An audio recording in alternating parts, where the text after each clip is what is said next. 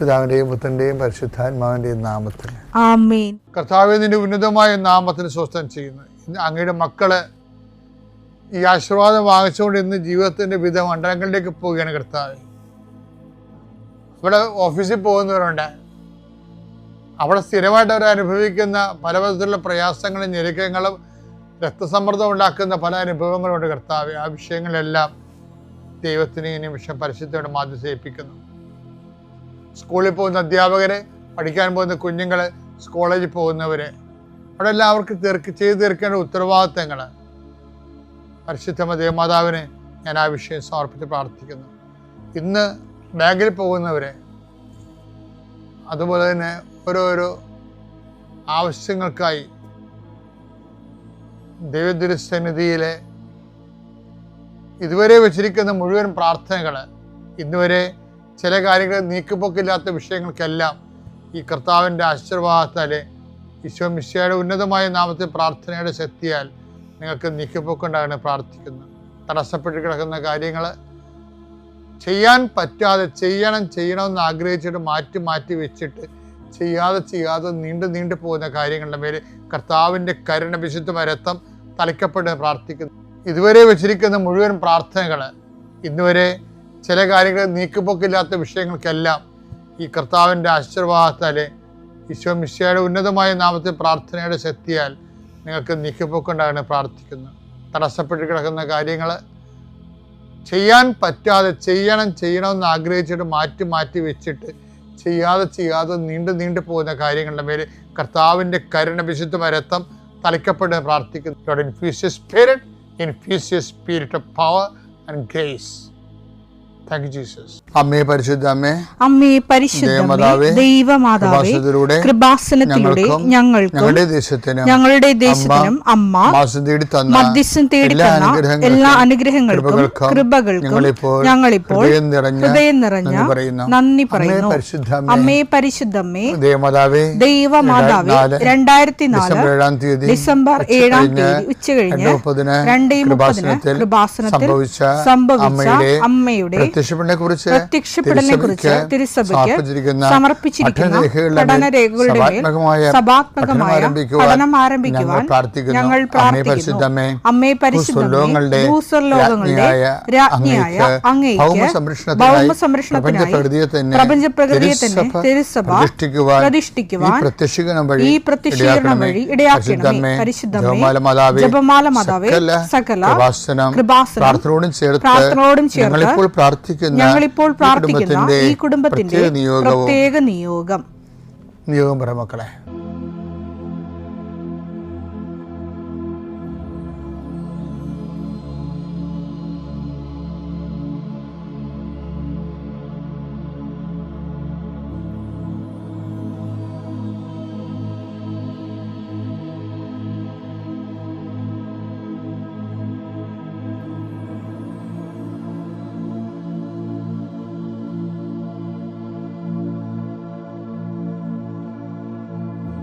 അമ്മയുടെ പ്രത്യക്ഷീകരണത്തിന്റെ ഈ അനുഗ്രഹവേളയിൽ ഞങ്ങൾക്ക് സാധിച്ചു തരുവാൻ കനിയണമേ. ആമേൻ. എന്റെ പ്രിയപ്പെട്ടവരെ, ഇന്നലെ ഞാൻ ഒരു വചനം പറഞ്ഞില്ലേ, അപ്പൊ അത് ഞാൻ നിങ്ങളെ വായിച്ചു കേൾപ്പിച്ചില്ല. നമുക്കൊന്ന് വായിക്കാതെ റോമ 8:32. സ്വപുത്രനെ പോലും അടിപൊളി. സ്വപുത്രനെ പോലും ഒഴിവാക്കാതെ നമുക്കെല്ലാവർക്കും വേണ്ടി അവനെ ഏൽപ്പിച്ചു തന്നവൻ അവനോട് കൂടെ സമസ്തവും നമുക്ക് ദാനമായി നൽകാതിരിക്കുമോ? ക്രിസ്തുവിന് നൽകിയത് ദാനമാണെന്നുള്ളത് അത് അണ്ടർസ്റ്റുഡാണ്. ഇനിയിപ്പോൾ പറയണെന്താണെന്നറിയാവോ, ഞാൻ ഇന്നലെ നിങ്ങളോട് പറഞ്ഞല്ലേ, നമ്മൾ ഈ സമസ്തവുമാണ് നേടാൻ വേണ്ടി യേശുക്രിസ്തുവിനെ ഒഴിവാക്കുന്നതാണ് ആൾക്കാരുടെ ഒരു രീതി. സമസ്തവും നേടാൻ വേണ്ടി യേശുക്രിസ്തുവിനെ ഒഴിവാക്കും. പക്ഷെ ആ നേടിയ സമസ്തവും ബൈബിൾ എന്താ പറയണത്? ലോകം മുഴുവനും നേടിയാലും നിന്റെ ആത്മാവ് നഷ്ടപ്പെട്ടാൽ എന്ത് പ്രയോജനം? അതാ വിഷയം. മത്തായി 16:26. ഒരുവൻ ലോകം മുഴുവൻ നേടിയാലും ഒരുവൻ ലോകം മുഴുവൻ നേടിയാലും സ്വന്തം ആത്മാവിനെ നഷ്ടപ്പെടുത്തിയാൽ അവന് എന്ത് പ്രയോജനം? അതാ വിഷയം. അപ്പൊ ആൾക്കാരുടെ രീതി എന്ന് വെച്ചാൽ സമസ്തവും നേടാൻ വേണ്ടി യേശു ക്രിസ്തുവിനെ ഒഴിവാക്കും. ആ സമസ്തത്തിന് ബൈബിൾ വിളിക്കുന്ന പേരാണ് ലോകം. ലോകം എന്ന് വെച്ച് കഴിഞ്ഞാൽ യേശുക്രിസ്തു ഒഴിച്ച് ബാക്കിയുള്ള എല്ലാത്തിനും ബൈബിൾ വിളിക്കുന്ന പേരാണ് ലോകം. എന്നിട്ട് ഈ സമസ്തവും നേടിയാലും നീ യേശുക്രിസ്തുവിനെ ഒഴിവാക്കിയാൽ ആത്മാവ് നഷ്ടപ്പെടും. എന്ത് പ്രയോജനം? അതാണ് വിഷയം. അപ്പം നമ്മളെ നമ്മളെ പോലുള്ളൊരു ഓപ്ഷൻ ഇതാണ്: സമസ്തം ഒഴിവാക്കുക, യേശുക്രിസ്തുവിനെ നേടുക. അതുകൊണ്ട് സമസ്തം ഒഴിവാക്കുന്ന ഒരു രീതി പൗലോസ് പറയും, യേശുക്രിസ്തുവിനെ നേടാൻ വേണ്ടി ഞാൻ എല്ലാം കുപ്പയായിട്ട് കരുതണം എന്ന് പറയും. ഫിലിപ്പിയർ 3:8. ഇവ മാത്രമല്ല എന്റെ കർത്താവായ യേശുക്രിസ്തുവിനെ പറ്റിയുള്ള ജ്ഞാനം കൂടുതൽ വിലയുള്ളതാകയാൽ സർവവും നഷ്ടമായി തന്നെ ഞാൻ പരിഗണിക്കുന്നു. അവനെ പ്രതി ഞാൻ സകലവും നഷ്ടപ്പെടുത്തുകയും ഉച്ഛിഷ്ടം പോലെ വേസ്റ്റായിട്ട് കരുതുകയുമാണ്. അപ്പോഴേ അവനില്ലാത്ത എല്ലാ സംഭവത്തെയും ബൈബിള് വേസ്റ്റ് എന്ന വാക്കുകൊണ്ടാണ് അതുപോലെ തന്നെ ഈ സമസ്തവും ചില സമയത്ത് വേസ്റ്റിന്റെ മറ്റൊരു വാക്കായിട്ട് മാറും. അത് ഈ ക്രിസ്തു അവിടെ ഒരു കക്ഷിയല്ല എന്നുണ്ടെങ്കിൽ, അപ്പോഴ് നിങ്ങൾ എന്നോട് ചോദിക്കും, ഇതൊക്കെ സത്യമാണോ എന്ന് ചോദിച്ചാൽ, ശരിക്കും പറഞ്ഞാലേ ഇതെല്ലാം ഒരു പാസ്വേഡ് ഉണ്ടാകുന്നൊരു വിഷയമാണ്. ഇപ്പം ചില ആപ്പൊക്കെ ഓപ്പൺ ചെയ്യണമെങ്കിലും ഇപ്പം തന്നെ ചിലരുടെ മൊബൈൽ നമ്മൾ തുറക്കണമെങ്കിലും ഒക്കെ ആ മൊബൈലിൻ്റെ പാസ്വേഡ് ഇല്ലേ, അതുപോലെ തന്നെയാണ് എല്ലാത്തിനും പാസ്വേഡ് ഉണ്ട്. വഴിയെ പോണ അവർക്ക് ആർക്കും ചവിട്ടി കയറാനൊന്നും പറ്റത്തില്ല. അതിൻ്റെ പേയ്മെൻറ്റ് വെക്കാൻ പറയും. അതുപോലെ തന്നെയാണ് പല വചനങ്ങൾക്ക് ഇതിൻ്റെ അകത്ത് വരുന്നൊരു വിഷയം. സത്യസന്ധമായിട്ട് ക്രിസ്തുവിനെ ആഗ്രഹിക്കണം. പരമപിതാവ് ക്രിസ്തുവിനെ നമുക്ക് തരുന്നതിന് ഒരു പഞ്ഞവുമില്ല. കാര്യം ഒന്നും കരുതി വെക്കാതെ ക്രിസ്തുവിനെ നമുക്ക് തന്നതാണ്. പക്ഷെ ക്രിസ്തുവിനെ സ്വീകരിക്കുന്നവൻ, നമുക്കൊരു വിഷയമുണ്ടല്ലോ, ഇപ്പൊ ഒന്നും വേണ്ട, ബ്ലോക്കിൽ നിന്ന് 10 കോഴിക്കുഞ്ഞുങ്ങളെ മേടിച്ചാൽ പോലും അവർ വന്ന് ആദ്യം ഇൻഫ്രാസ്ട്രക്ചർ നോക്കും. ആ കോഴിക്കുഞ്ഞ് ഇവിടെ വളരാൻ പറ്റിയ സാഹചര്യം ഉണ്ടോ, അതിന് കൂടുണ്ടോ, മറ്റു തരത്തിലുള്ള ഇത് ട്രെയിൻ ചെയ്യുന്ന, അത് കൈകാര്യം ചെയ്യുന്നവർക്ക് അതിനെ വളർത്തിക്കൊണ്ടുവരാനുള്ള കഴിവ്, എഡ്യൂക്കേഷൻ ഉണ്ടോ, അല്ലെങ്കിൽ അവർ സെമിനാറൊക്കെ കൊടുത്തിട്ടാണ് ഇങ്ങനെയൊക്കെയുള്ള ആൾക്കാരെ എടുക്കുന്നത്. അപ്പോൾ ലോകത്തിലുള്ള വിഷയങ്ങൾ പോലും ഇതാണ് അവസ്ഥയെങ്കിൽ ക്രിസ്തുവിനെ പിതാവിൻ്റെന്ന് ചോദിച്ചാൽ ഓട്ടോമാറ്റിക്കലി പിതാവ് ക്രിസ്തു നിങ്ങളിൽ വളർന്നു വരാൻ വേണ്ടിയുള്ള പൊതുപരിസരം ഉണ്ടാക്കാൻ പറയും. അതുകൊണ്ടാണ് പൗലോസ് പറയണത്, ഞാൻ ഇപ്പം മറ്റുള്ളവരുടെ ശത്രുത, ചില ആൾക്കാർ ശത്രുത വെച്ചുകൊണ്ടിരിക്കത്തില്ലേ, അപ്പം ക്രിസ്തു വളരത്തില്ല. ചിലടത്ത് പക വെച്ചുകൊണ്ടിരിക്കത്തില്ലേ, ക്രിസ്തു വളരത്തില്ല. ചില ദുശ്ശീലങ്ങൾ, അതില്ലാതെ അവർക്ക് ജീവിക്കാൻ പറ്റത്തില്ല, അപ്പം അത് വെച്ചുകൊണ്ടിരിക്കത്തില്ലേ.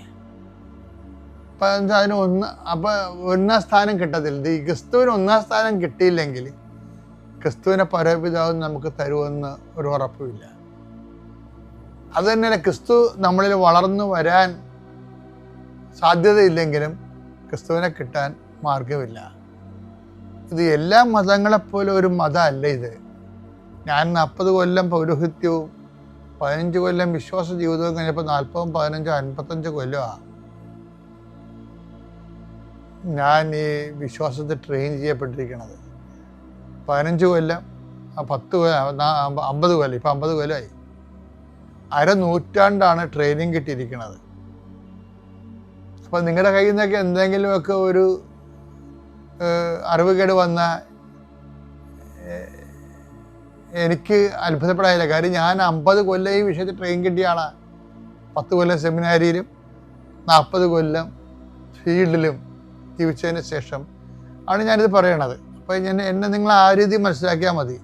പക്ഷേ എൻ്റെ മക്കൾ എന്താ വിഷയത്തിൽ ഞാൻ പകർന്നു തരുന്ന കാര്യങ്ങൾ നിങ്ങൾ മനസ്സിലാക്കുമ്പോൾ നിങ്ങൾ എൻ്റെ പാസ്വേഡുകൾ നോക്കിയിട്ട് ഞാൻ മുമ്പ് പറഞ്ഞ പോലെ നിങ്ങളുടെയൊക്കെ കപ്പാസിറ്റി അനുസരിച്ച് ഓരോരുത്തരും അവരവരുടെ കപ്പാസിറ്റി അനുസരിച്ച്, ദൈവം പണ്ടും അങ്ങനെയാണ്, അവരവരുടെ കഴിവനുസരിച്ചെന്നാണ് പറയണത്. കഴിവനുസരിച്ച് ഒരാൾക്ക് 10 താലന്തും, ഒരാൾക്ക് 5 താലന്തും, ഒരാൾക്ക് 2 താലന്തും അങ്ങനെ കൊടുക്കും. അത് പക്ഷേ അവരുടെ കപ്പാസിറ്റി അനുസരിച്ചാണ്. അത് നമുക്ക് അടുത്ത ദിവസം കാണാം. വിശ്വാസ പ്രമാണം. സർവശക്തനായ പിതാവും ആകാശത്തിൻ്റെയും ഭൂമിയുടെയും സൃഷ്ടാവുമായ ദൈവത്തിൽ ഞാൻ വിശ്വസിക്കുന്നു.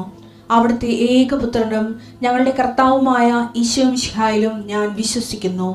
ഈ പുത്രൻ പരിശുദ്ധാത്മാവിനാൽ ഗർഭസ്ഥനായി കന്യകാമറിയത്തിൽ നിന്ന് പിറന്ന് പൊന്തിയോസ് പീലാത്തോസിന്റെ കാലത്ത് പീഡകൾ സഹിച്ച് കുരിശിൽ തറയ്ക്കപ്പെട്ട് മരിച്ച് അടക്കപ്പെട്ട് പാതാളങ്ങളിൽ ഇറങ്ങി മരിച്ചവരുടെ ഇടയിൽ നിന്ന് 3-ാം നാൾ ഉയർത്ത് സ്വർഗത്തിലേക്ക് എഴുന്നള്ളി സർവശക്തിയുള്ള പിതാവായ ദൈവത്തിന്റെ വലതുഭാഗത്തിരിക്കുന്നു.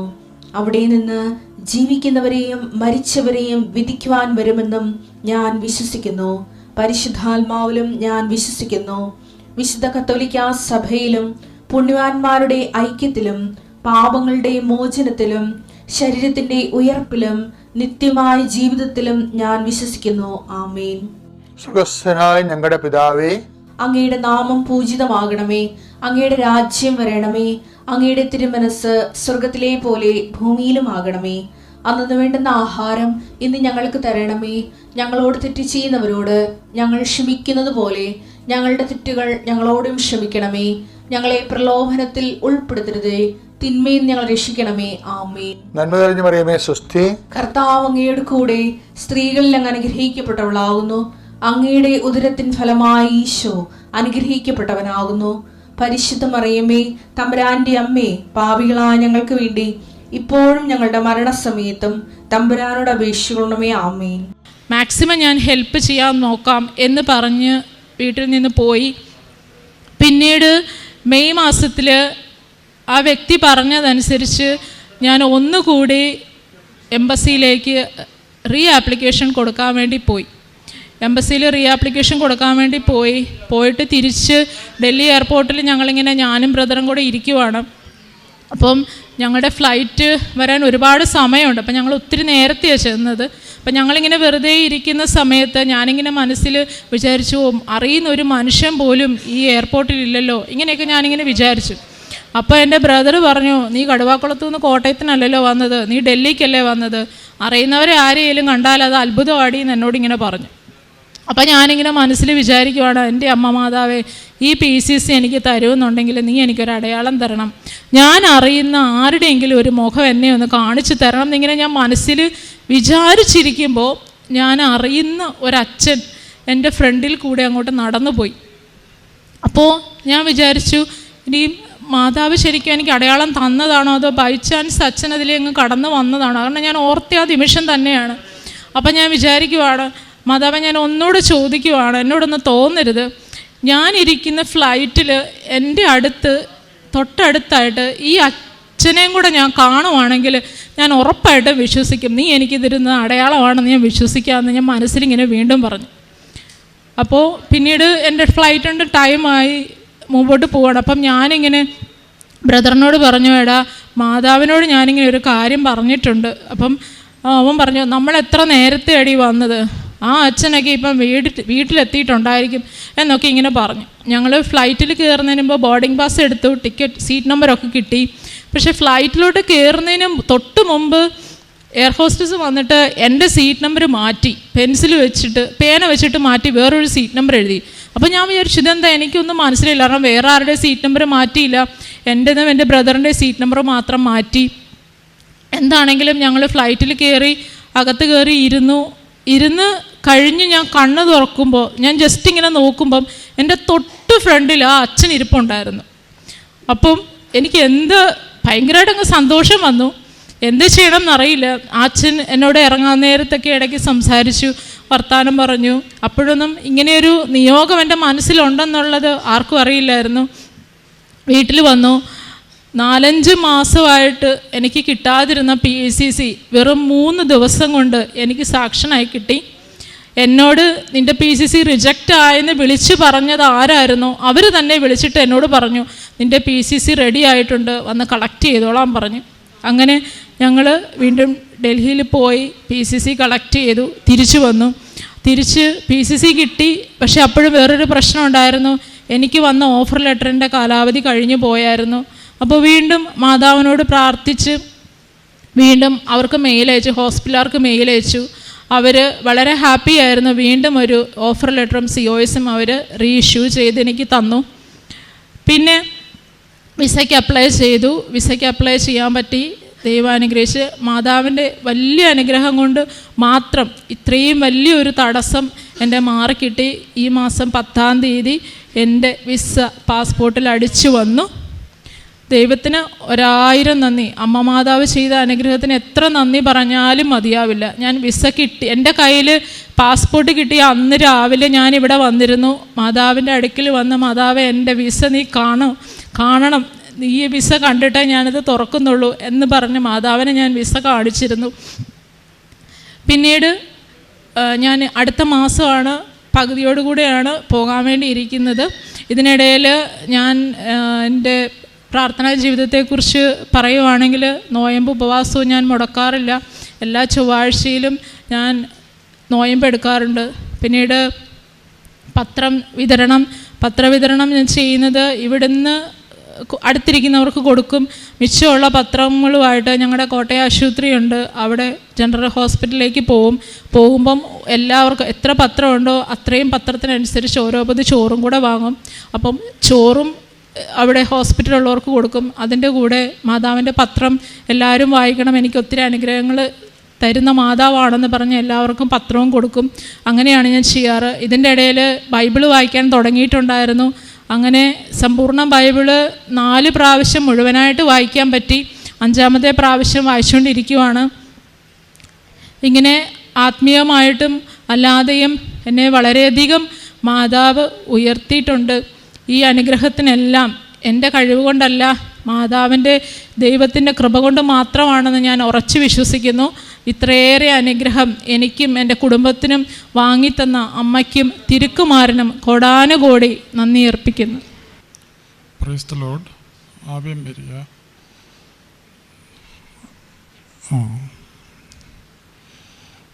ഞാൻ 2022 ഉടമ്പടി എടുത്തത്. എൻ്റെ പേര് റിച്ചാർഡ്, തിരുവനന്തപുരത്തു നിന്ന് വരുന്നു. ആ 2022 ഞാൻ ഉടമ്പടി എടുത്തു. ഉടമ്പടിയിൽ 6 നിയോഗങ്ങൾ വച്ചതിൽ എൻ്റെ മകൻ്റെ വിദേശത്തുള്ള ജോലിക്ക് വേണ്ടിയിട്ട് റിക്വസ്റ്റ് ചെയ്തിട്ടുണ്ടായിരുന്നു.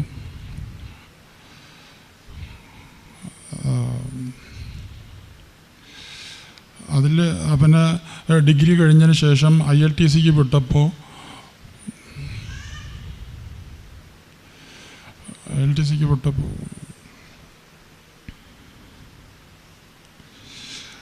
ഒരു പൈസ നഷ്ടം കൂടാതെ തന്നെ വിദേശത്ത് ജോലി കിട്ടാൻ വേണ്ടി ഞാൻ മാതാവിനോട് പ്രാർത്ഥിച്ചിട്ടുണ്ടായിരുന്നു. അതനുസരിച്ച് അവന് വിദേശത്തൊരു ജോലി ലഭിക്കുകയും ഒരു പൈസ നഷ്ടം കൂടാതെ തന്നെ മാതാവ് അവനെ അനുഗ്രഹിക്കുകയും ചെയ്തു. പിന്നെ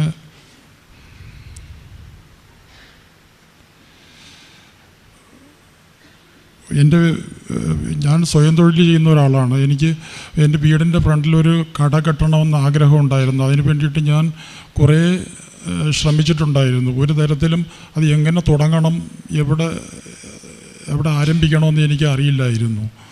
അപ്പോൾ ഉടമ്പടി കാശ് രൂപം എടുത്തും ആ കട കെട്ടാൻ ഉദ്ദേശിക്കുന്ന സ്ഥലത്ത് ഉപ്പ് വിതറിയും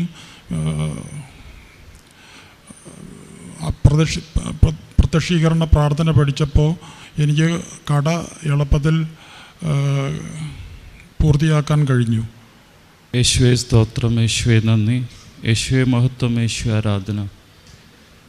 പരിശുദ്ധ അമ്മ മാതാവ് പ്രത്യക്ഷപ്പെട്ട ഈ അൾത്താരയിൽ വന്ന് സാക്ഷ്യം പറയുവാൻ സാധിച്ചതിന് ഒത്തിരി ഒത്തിരി ഒത്തിരി നന്ദി. എൻ്റെ പേര് മാർട്ടിൻ. ഞാൻ ഇപ്പോൾ ന്യൂസിലാൻഡിൽ നിന്നാണ് വരുന്നത്.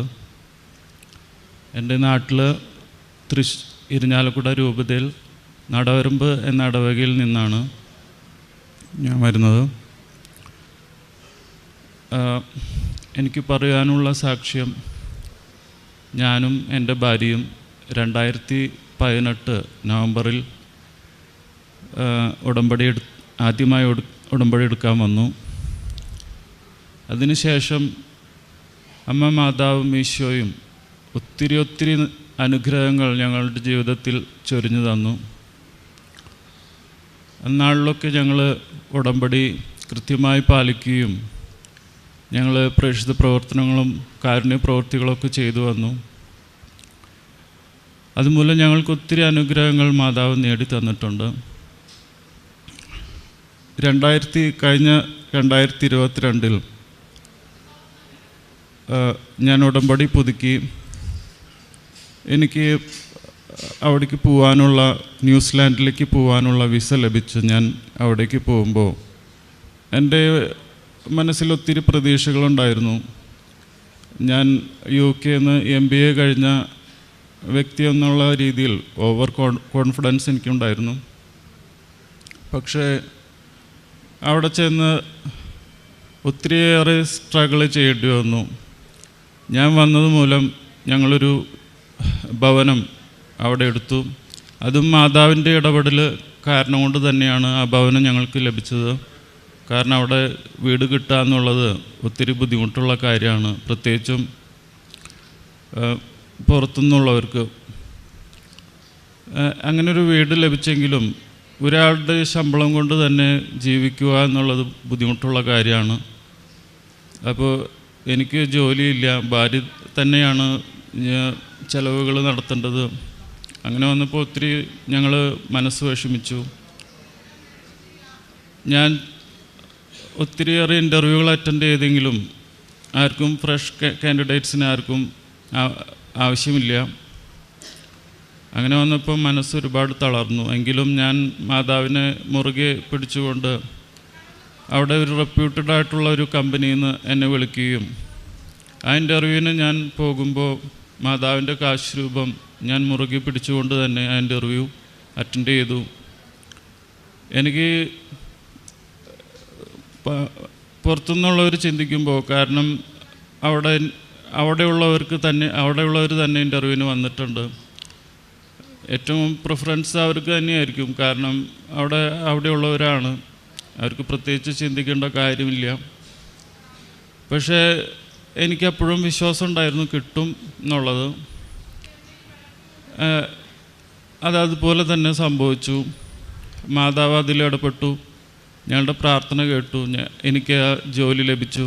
അത് നല്ലൊരു റെപ്യൂട്ടഡ് ആയിട്ടുള്ള കമ്പനിയിൽ എനിക്ക് ജോലി കിട്ടി. അങ്ങനെ ഞങ്ങളുടെ ആ ഒരു നിയോഗം ഞാൻ നടന്നു കിട്ടി. അത് കഴിഞ്ഞ് എൻ്റെയും ഭാര്യയുടെയും ഏറ്റവും വലിയൊരു ആഗ്രഹമായിരുന്നു ഞങ്ങൾക്ക് ന്യൂസിലാൻഡ് റെസിഡൻസി വിസ കിട്ടാമെന്നുള്ളത് ഏറ്റവും വലിയ ആഗ്രഹമായിരുന്നു. പക്ഷേ ആഗ്രഹം ഉണ്ടായിരുന്നിട്ടും ഞങ്ങളെ സംബന്ധിച്ചിടത്തോളം ഞങ്ങൾക്കത് കിട്ടില്ല എന്നുള്ള ഒരു കണ്ടീഷനായിരുന്നു. കാരണം ഞങ്ങളുടെ ആപ്ലിക്കേഷൻ എന്ന് പറയുന്നത് ഒരു കാരണവശാലും ആർക്കും ആക്സെപ്റ്റ് ചെയ്യാൻ പറ്റാത്തൊരു ആപ്ലിക്കേഷനായിരുന്നു. കാരണം എമിഗ്രേഷൻ ഡിപ്പാർട്ട്മെൻറ്റിൽ അവർക്ക് റെക്ടിഫൈ ചെയ്യാൻ പറ്റാത്തൊരു ആപ്ലിക്കേഷനായിരുന്നു ഞങ്ങളുടെ. ഞങ്ങൾ റെസിഡൻസി വിസയ്ക്ക് ആപ്ലിക്കേഷൻ സബ്മിറ്റ് ചെയ്ത് തുടർന്ന് അവിടെ ആപ്ലിക്കേഷൻ സബ്മിറ്റ് ചെയ്ത ഓരോരുത്തരുടെയും റിവ്യൂ ഇങ്ങനെ കേൾക്കുമ്പോൾ ചെറിയ കാരണങ്ങൾ കൊണ്ടാണ് പലരുടെയും റെസിഡൻസി റിജക്റ്റ് ആവുന്നത് ആപ്ലിക്കേഷൻ. അപ്പോൾ ഞങ്ങളുടെ മനസ്സ് സ്വാഭാവികമായിട്ടും വിഷമിച്ചു. കാരണം ചെറിയ കാരണങ്ങൾ കൊണ്ട് അവരുടെ ഇത് റിജക്റ്റ് ആവുന്നു. ഞങ്ങളെ സംബന്ധിച്ചിടത്തോളം ഞങ്ങളുടെ വലിയ കാരണമായിരുന്നു. അവർക്ക് ഒരു നിമിഷം പോലും ചിന്തിക്കേണ്ട കാര്യമില്ല ഞങ്ങളുടെ റെസിഡൻസി റിജക്റ്റ് ചെയ്യാൻ. അപ്പോഴും ഞാൻ ഉറച്ചു വിശ്വസിച്ചു. ഞാൻ ബൈബിളിലൊരു വചനം എൻ്റെ മനസ്സിൽ എപ്പോഴും ഉണ്ടായിരുന്നു. വിശുദ്ധ മത്തായി എഴുതിയ സുവിശേഷം 3-ാം അധ്യായം 9-ാം വാക്യം, ഈ കല്ലുകളിൽ നിന്ന് അബ്രാഹത്തിന് സന്തതികളെ പുറപ്പെടുവിക്കാൻ കഴിയുമെന്ന് ഞാൻ നിങ്ങളോട് പറയുന്നു എന്നുള്ള ആ തിരുവചനം ഞങ്ങളെ സംബന്ധിച്ച് അതൊരു ആപ്റ്റായിരുന്നു. കാരണം ഞങ്ങളുടെ ആപ്ലിക്കേഷൻ അങ്ങനെ ഒരു കല്ല് തന്നെയായിരുന്നു.